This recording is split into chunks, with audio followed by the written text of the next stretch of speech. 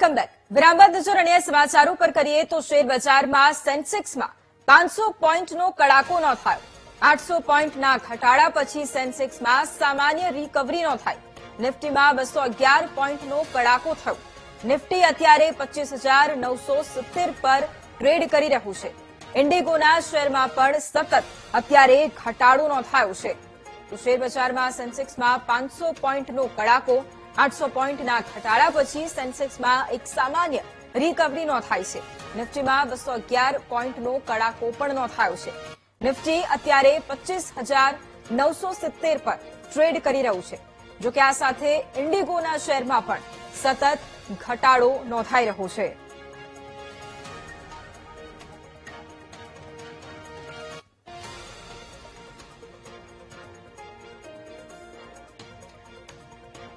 અને આ જ મુદ્દે market expert Viral Mehta phone line પર જોડાયા છે। સૌથી પહેલા સર ખૂબ સ્વાગત છે આપનું।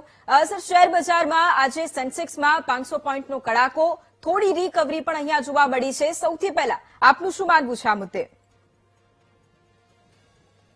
આપણે માર્કેટમાં જોઈએ ને તો ખાસ કરીને એક તો આપણો ભારતનો રૂપિયો જે ડોલર સામે નબળો થઈ રહ્યો છે, એના કારણે માર્કેટમાં અત્યારે વેચવાલી ઘણી આવી છે।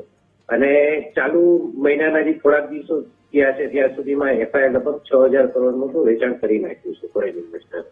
અને આ પ્રેશરના કારણે માર્કેટમાં એક ખરાબ ઇફેક્ટ જોવા મળે છે।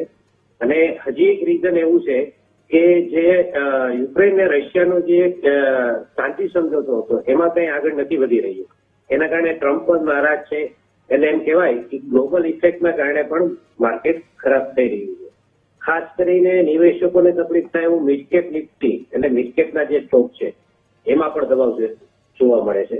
એટલે હાલના જે માર્કેટની કન્ડિશન છે એમાં જેટલું માર્કેટથી દૂર રહીએ એટલું વધારે હિસાબ હોય, જ્યાં સુધી ગ્લોબલ સેન્ટિમેન્ટ પરફેક્ટ થશે। બિલકુલ, આભાર સર અમારી સાથે જોડાવા માટે।